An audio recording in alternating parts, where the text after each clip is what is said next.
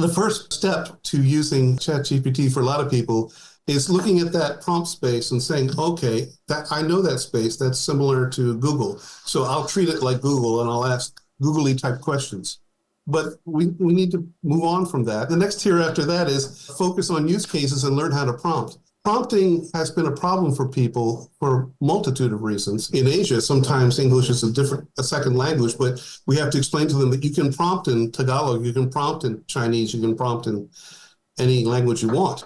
But then how to structure those is kind of overthought. So is overthought. Like the big giant chart with the 87 different prompt tips, blah, blah, blah, blah, blah, that fills the whole screen. Forget about it. Yeah.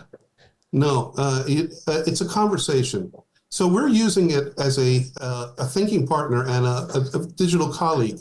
So in the team, we have all our humans, but we've also got the AI colleague.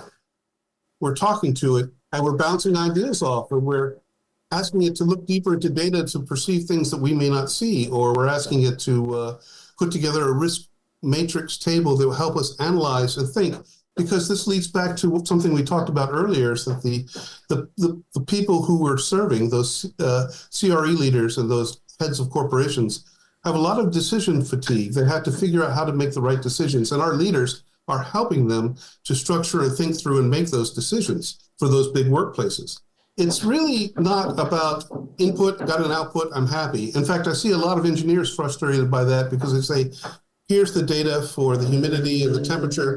Give me the thing I want. When people use it as a computer, they sometimes get disappointed. We like collaboration, and we're naturally collaborative people. We're always bouncing ideas off of other people. And so people who are collaborative get the most out of it quite quickly because we're asking it its opinion, and we're saying, what if that? How about that? What do you think of this? And we're digging deeper and trying stuff fearlessly. Whereas I think some people who are stuck are just saying, here's the input, give me the output, one transaction. It's right or it's wrong. And that's not really the way to look at it.